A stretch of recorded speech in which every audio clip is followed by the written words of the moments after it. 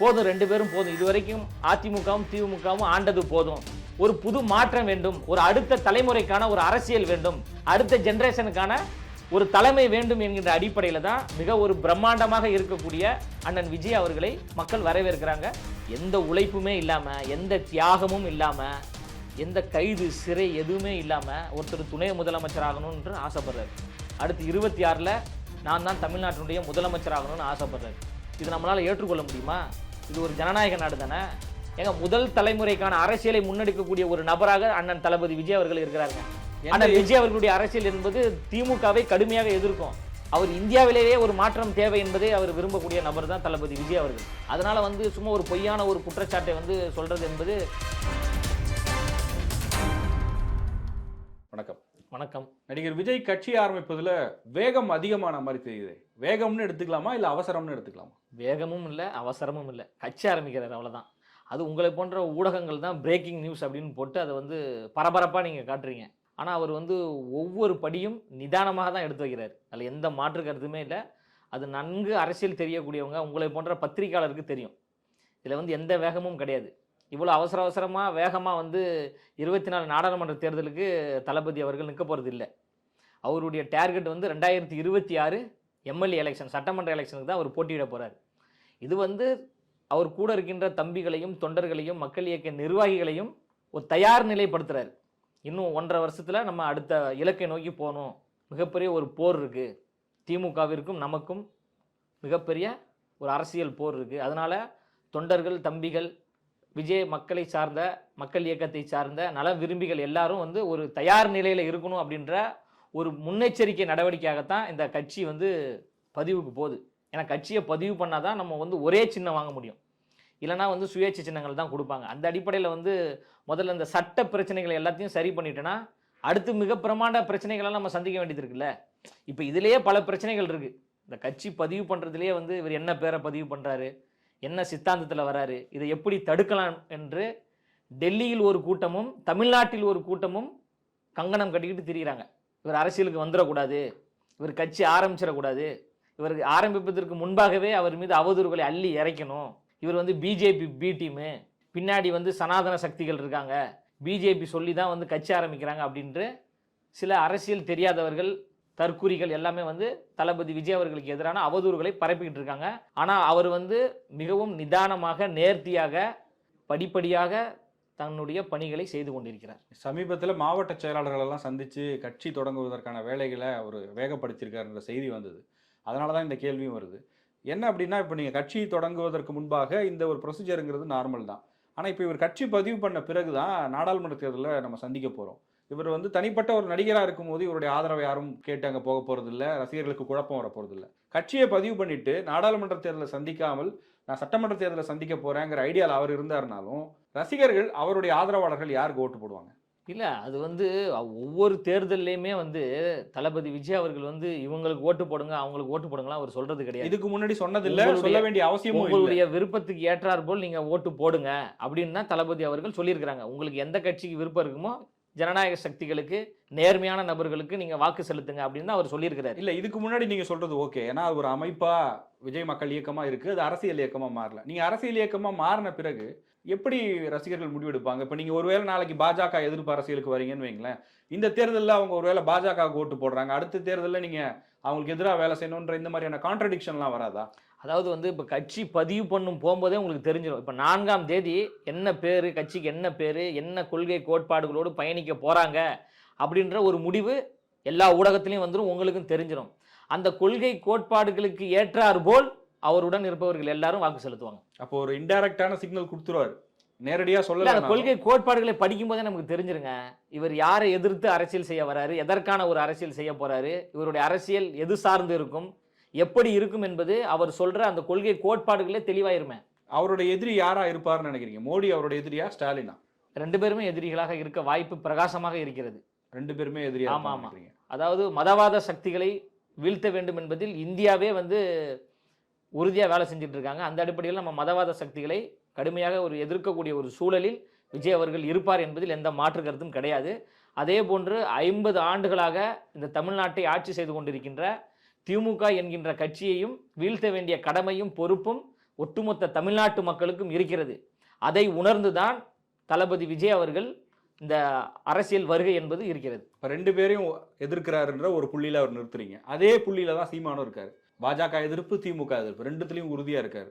அப்போ 2 பேரும் ஒன்றா சேர்ந்து பயணிக்க போகிறாங்களா? அப்படி நம்ம புரிஞ்சுக்கணுமா? இல்லை, திரு சீமான், மதிப்பிற்குரிய அண்ணன் சீமான் அவர்கள் அவருடைய கொள்கை கோட்பாடுகளை சொல்லி அவர் ஒரு தமிழ் தேசிய அரசியலை அவர் முன்னெடுத்துட்டு போகிறாரு.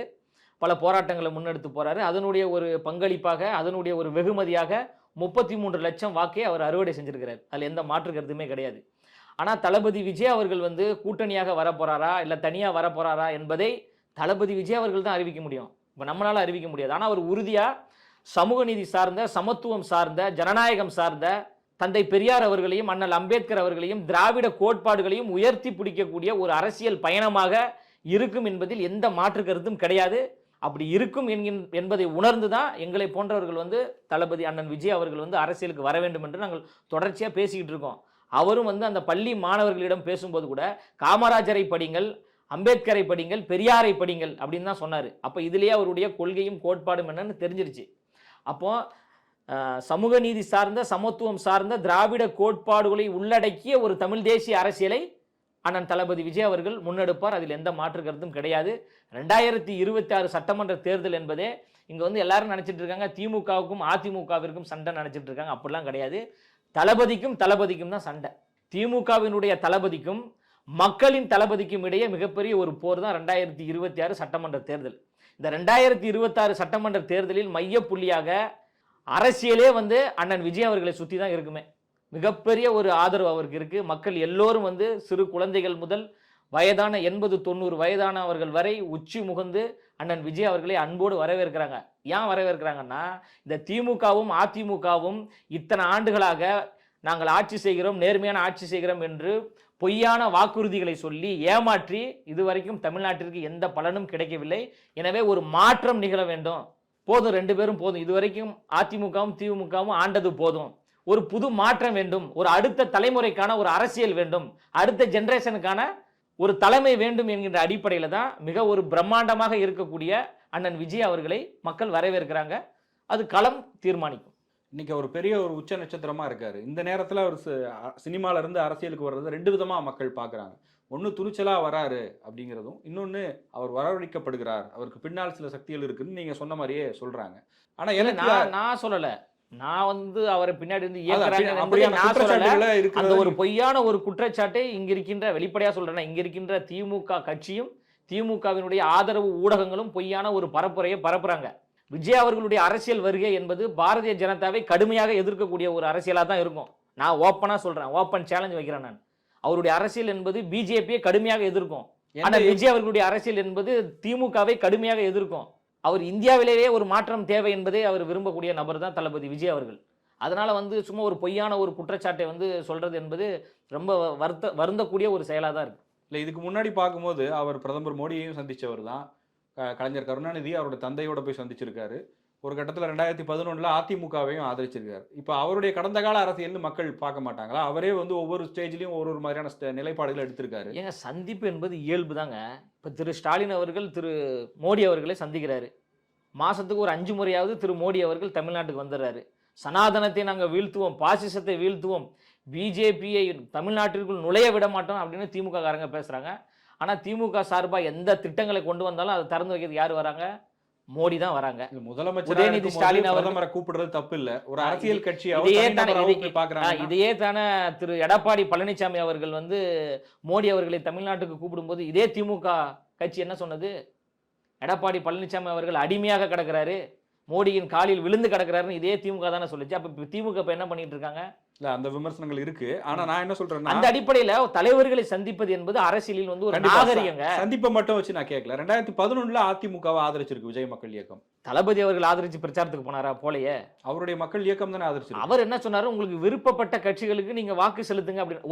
ஒரு லட்சக்கணக்கான ஒரு கூட்டம் இருக்குங்க. அந்த கூட்டத்தை வந்து அரசியல்ல ஜனநாயகம்னா என்னன்னா, அவரவர் ஓட்டை வந்து முறையா போய் ஓட்டு போடணும். அதுதான் உண்மையும் நேர்மையுமான ஒரு ஜனநாயகம் வந்து. அதுதான் வந்து ஒரு நீதி சார்ந்த ஒரு அரசியலாகவும் இருக்கும். இப்போ அவர் பின்னாடி வந்து கோடிக்கணக்கான தம்பிகள் இருக்காங்க, தங்கைகள் இருக்காங்க, குடும்ப உறுப்பினர்கள் எல்லாமே இருக்காங்க. அவங்ககிட்ட போயிட்டு நீங்க யாருக்குமே ஓட்டு போடாதீங்க அப்படின்னு சொல்றது சரியா இருக்குமா? இல்ல அப்ப அது அப்படி உங்களுக்கு அவர் சொன்னாரு நான் சொல்லல. உங்களுக்கு பிடித்தவர்களுக்கு அதிமுகவை வாக்கு செலுத்துங்கள். அதிமுகவை ஆதரித்து அவங்க பிரச்சாரம் பண்ணிருக்காங்க. கையில கொடியோட விஜய் இல்ல, மக்கள் மக்கள் இயக்க நிர்வாகிகள் தேர்தல் வெற்றிக்கு பிறகு சிறு அணிலாக நாங்க உதவி செஞ்சோம்னு எஸ்ஏசி பேட்டி கொடுத்தாரு. அப்ப இதெல்லாம் வச்சு பார்க்கும்போது நீங்க அதிமுக ஒரு அதாவது ஸ்டேஜ்ல தளபதி அண்ணன் விஜய் அவர்கள் தான் இப்ப கட்சி ஆரம்பிக்க போறாரு. நீங்க பேர் குறிப்பிட்ட வேற யாரும் ஆரம்பிக்க போறது இல்ல.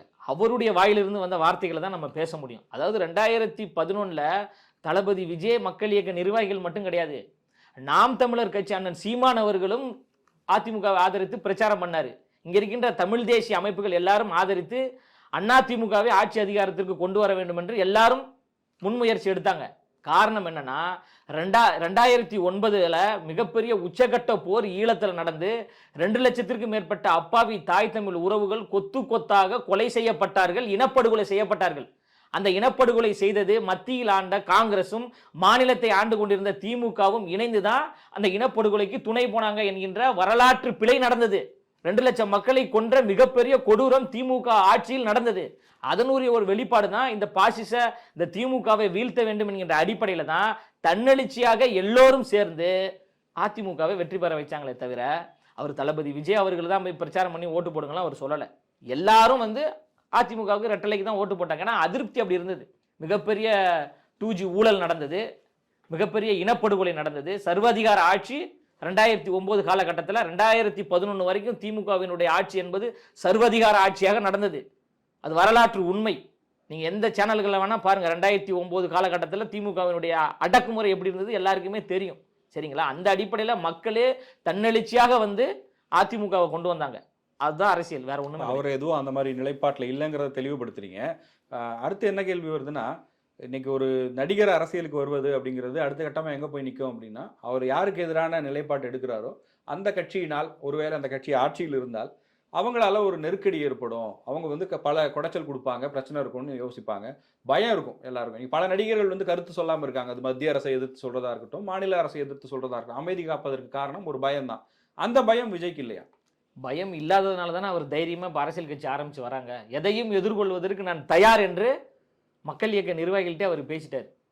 உங்களை நம்பி தான் நான் அரசியலுக்கு வரேன், நீங்க இல்லைன்னா நான் இல்லை, அதனால எல்லாவற்றிற்கும் நாம் தயாராக இருக்க வேண்டும் என்பதுதான் தளபதி அவர்கள் அவர்களுடைய தம்பிக்கு சொன்ன அறிவுரையாக இருக்கு. அப்ப எதையும் எதிர்கொள்வதற்கு நான் தயாராக இருக்கிறேன் என்பதின் வெளிப்பாடு தான் அவர் அரசியலுக்கு வருது. துணிச்சலா இருக்காரு, துணிச்சலா இருக்காங்க. அந்த துணிச்சலின் வெளிப்பாடு தானங்க. என்னங்க அவருக்கு 50 வயசுங்க. இப்போதைக்கு தமிழ் சினிமாவில் மார்க்கெட் உச்சத்தில் இருக்கக்கூடிய ஒரு நபர் யாருன்னு பாத்தீங்கன்னா அண்ணன் விஜய் அவர்கள் தான். ஒரு படத்திற்கு 200 கோடி ரூபாய் சம்பளம் கொடுங்க அப்படின்னு கேட்டா கூட கொடுப்பதற்கு தயாரிப்பாளர்கள் வரிசை கட்டி நிற்கிறாங்க. நான் உண்மையா தான் சொல்றேன். அவர் நல்லா ஆரோக்கியமா இருக்காரு. அவரை பார்த்து 50 வயசுன்னு யாரும் சொல்ல மாட்டாங்க. இன்னும் 10 ஆண்டுகள் அவரால் படம் நடிக்க முடியும். ஒரு படத்துக்கு 200 கோடினா வருஷத்துக்கு ஒரு படம்னு வச்சுக்கோங்களேன். 10 வருஷத்துக்கு எத்தனை படம்? 10 வருஷத்துக்கு 10 படம். ஒரு படத்துக்கு 200 கோடி, 2000 கோடி ஆச்சுங்க. மிகப்பெரிய சொகுசான வாழ்க்கை வாழலாமே. அதையெல்லாம் தூக்கி போட்டுட்டு நான் மக்களுக்கு நல்லது செய்ய வரேன்னு சொல்றாரு பாத்தீங்க. அந்த அதுதான் துணிச்சல் நம்ம சொல்றோம். இப்போ எல்லா நடிகர்களையும் பார்த்தீங்கன்னா மார்க்கெட் டவுன் ஆன பிறகு, பட வாய்ப்புகள் இல்லாத போது, மக்களிடம் எந்தவித ஆதரவும் இல்லாத போது அரசியலுக்கு வருவாங்க. அடுத்த நிலைப்பாட அரசியலுக்கு வருவாங்க. ஆனால் தளபதி அவர்கள் அப்படி இல்லையே. தளபதி நீங்கள் அந்த தளபதி நினைச்சிட போறீங்க. மக்கள் தளபதி அண்ணன் விஜய் அவர்கள் அப்படி இல்லையே. உச்சத்தில் இருக்கிறாருங்க. ஒரு வீட்டில் 4 பேர் இருக்குன்னா 3 பேர் விஜய் அவர்களுடைய ரசிகராக இருப்பாங்க. அப்படி மிகப்பெரிய ஒரு பெரும் கூட்டத்தை வைத்திருக்கக்கூடிய ஒரு நபர் வந்து என்ன நினைப்பாங்க? சுயநலமாக தானே யோசிப்பாங்க. நம்ம இன்னும் கோடி கோடியாக சம்பாதிக்கணும், செல்வ செழிப்பாக வாழணும், சொகுசான வாழ்க்கை வாழணும் தானே நினைப்பாங்க.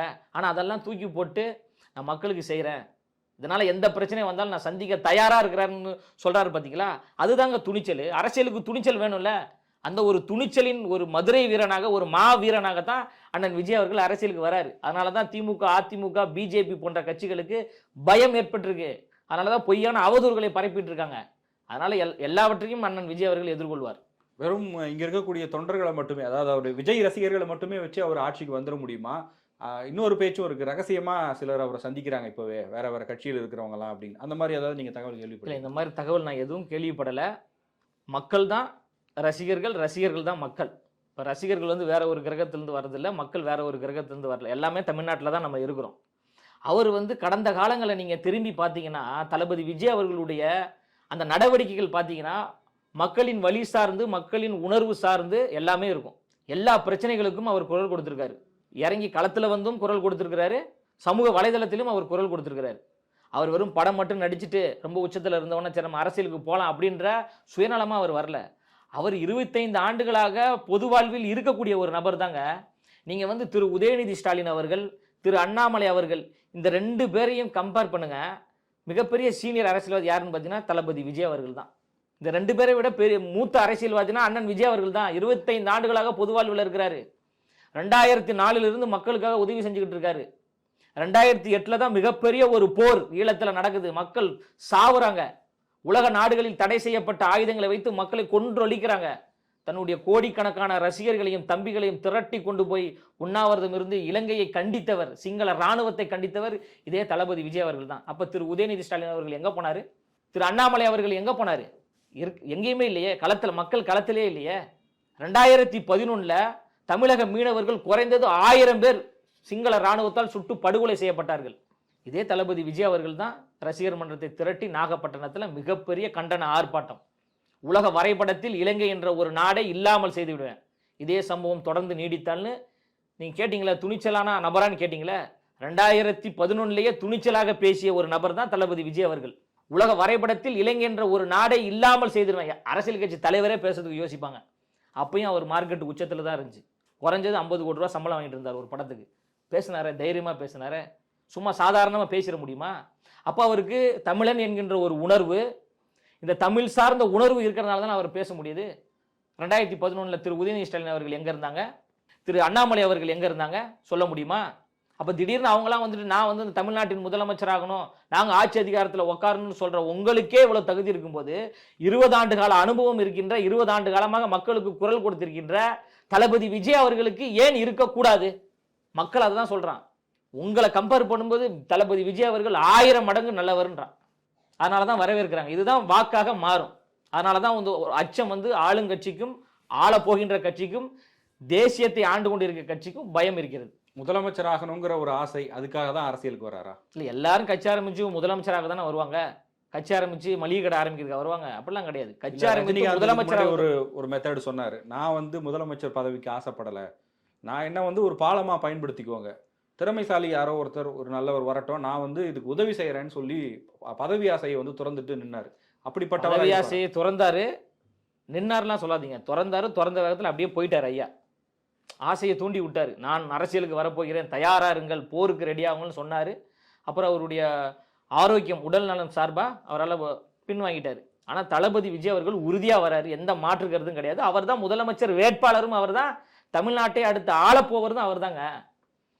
எந்த உழைப்புமே இல்லாம, எந்த தியாகமும் இல்லாம, எந்த கைது சிறை எதுவுமே இல்லாம ஒருத்தர் துணை முதலமைச்சர் ஆகணும்னு ஆசைப்படுறாரு. அடுத்து 26 நான் தான் தமிழ்நாட்டினுடைய முதலமைச்சர் ஆகணும்னு ஆசைப்படுறாரு. இது நம்மளால ஏற்றுக்கொள்ள முடியுமா? இது ஒரு ஜனநாயக நாடு தானே. எங்க முதல் தலைமுறைக்கான அரசியலை முன்னெடுக்கக்கூடிய ஒரு நபராக அண்ணன் தளபதி விஜய் அவர்கள் இருக்கிறாருங்க. விஜய் அவர்களுடைய தாத்தாவோ தளபதி விஜய் அவர்களுடைய அப்பாவோ அமைச்சராகவோ மந்திரியாகலாம் கிடையாது, எம்எல்ஏ எல்லாம் கிடையாது. திரு விஜய் அவர்களே இப்பதான் முதல் முறையாக அதிகாரத்தை நோக்கியே போறாரு. இப்ப எங்களை போன்றவர்களும் இப்பதான் முறையா நாங்க அதிகாரத்தை நோக்கி போறோம். இதுதான் எளிய மக்களுக்கான அதிகாரம் என்று சொல்றோம் பாத்தீங்களா? எளிய மக்களுக்கான அதிகாரத்தை முன்னெடுக்கக்கூடிய ஒரு அரசியல் பயணமாக தான் அண்ணன் விஜய் அவர்களுடைய அரசியல் பயணமா இருக்கு. ஆனா திமுக அப்படியா இருக்கு? திரு ஸ்டாலின் அவர்கள் முதலமைச்சர், அவங்க பையன் அமைச்சர். துரைமுருகன் அவர்கள் பொதுச் செயலாளர், அமைச்சர், அவங்க பையன் நாடாளுமன்ற உறுப்பினர். பொன்முடி அவர்கள் மாவட்ட செயலாளர், எம்எல்ஏ, அமைச்சராக இருந்தார். இப்போ ஊழல் குற்றச்சாட்டுல அமைச்சரை பறிச்சுட்டாங்க, அவங்க பையன் தான் நாடாளுமன்ற உறுப்பினர். இது ஜனநாயகமா? இது சமூக நீதியா? இதுதான் சமத்துவமா? அப்ப எத்தனை காலத்துக்கு நீங்க தந்தை பெரியார் அவர்களுடைய பெயரை சொல்லி, அண்ணல் அம்பேத்கர் அவர்களுடைய பெயரை சொல்லி, திராவிட கோட்பாடுகளை சொல்லி எத்தனை காலத்திற்கு தமிழ்நாட்டு மக்களுடைய தலையில மிளகா அரைப்பீங்க? அதை தடுப்பதற்காக, இவர்களுடைய பித்தலாட்டத்தை தோலுரிப்பதற்காகத்தான் அண்ணன் விஜய் அவர்களுடைய அரசியல் வருகை இருக்கு. அதனாலதான் நாங்க இன்முகத்தோடு நாங்க வரவேற்கிறோம். எத்தனை ஆண்டு காலங்க அடிமையா இருக்கிறது ஒரு கட்சிக்கு கீழே? 50 வருஷம் ஆண்டது போதுங்க. காலம் மாறிடுச்சு, டெக்னாலஜி வளர்ந்துருச்சு, 5G வந்துருச்சு, அடுத்து 6G 7G வரைக்கும் நம்ம போறோம். 50 வருஷம் நீங்க ஆண்டது போதும், எங்களுக்கு போர் அடிச்சிருச்சு, நீங்க ஒண்ணுமே ஒழுங்கா பண்ணல. ஒரு மாற்றத்தை நாங்க விரும்புறோம், ஒரு புதிய தலைமையை நாங்க விரும்புறோம். அந்த தலைமையாக அண்ணன் விஜய் அவர்கள் இருக்கிறாரு. அவர் வேர்ல்டு வைடு ஸ்டாருங்க. அவரு விஜய் அவர்களை தெரியாத வீடுகளே இருக்காது தமிழ்நாட்டில். மிகப்பெரிய ஒரு பிரபலமான ஒரு நபர். படைபலமும் இருக்கு, பணபலமும் இருக்கு. அதாவது ஒரு பழைய பாடல் ஒன்று இருக்கு, பணம் இருக்கும் மனிதரிடம் குணம் இருப்பதில்லை, குணம் இருக்கும் மனிதரிடம் பணம் இருப்பதில்லை அப்படின்னு ஒரு பாட்டு ஒன்று இருக்கு. இந்த ரெண்டு குணமும் சில பேர்கிட்ட தான் இருக்கும். பணமும் இருக்கும், குணமும் இருக்கும். அப்படிப்பட்ட ஒரு நபர் யாராக இருந்தாலும் மக்கள் கொண்டாடுவாங்க. அப்படி கொண்டாடப்பட்ட நபர்கள் தான் பணமும் இருந்தது, குணமும் இருந்தது. ஐயா எம்ஜிஆர் அவர்கள் தமிழ்நாட்டினுடைய முதலமைச்சரானார். பணமும் இருந்தது, குணமும் இருந்தது. கேப்டன் விஜயகாந்த் அவர்கள் எதிர்கட்சி தலைவரானார். பணமும் இருக்கிறது, குணமும் இருக்கிறது. நாளை தமிழ்நாட்டினுடைய முதலமைச்சராக அண்ணன் விஜய் அவர்கள் வருவார். நன்றி. மிக்க நன்றி.